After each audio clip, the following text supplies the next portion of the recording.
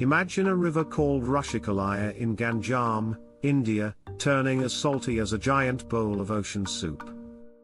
This wild water mystery, discovered on May 28, 2025, is stirring up trouble for tons of people, plants, and animals. The river, which usually sparkles with fresh, drinkable water, is now so salty that it's yucky for drinking and bad for growing crops. It's like the ocean decided to sneak up the river and throw a salty party.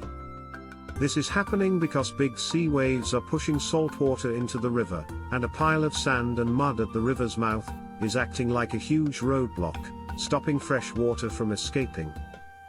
Plus, there's not enough fresh water coming from smaller streams because of dams, so the salty water is winning the battle. This salty takeover is causing a big commotion. Over 283,000 people in more than 150 villages can't get clean water from their pipes anymore. It's like sipping seawater instead of a refreshing drink. Farmers are super worried because salty water is like a grumpy monster that hurts crops and makes the soil sad, so they can't grow yummy food like rice or veggies. Even the awesome Olive Ridley sea turtles, who love to lay their eggs near the river, might not like this salty surprise because it could mess up their cozy nesting spots. Oh, and the salt is sneaking into underground water, too, making wells taste like the ocean. It's a big, salty mess that's making everyone curious about what's going on. But don't worry, people are jumping in like superheroes to save the day. Scientists from a group called the Asian Development Bank are studying the river to figure out why it's so salty. They're writing a big report to tell the government what's up. Villagers are raising their voices, sending letters, and even marching to say, "Save our river." They're especially worried about a new dam that might make the river drier and saltier. Local leaders are talking to water experts, urging them to fix things fast.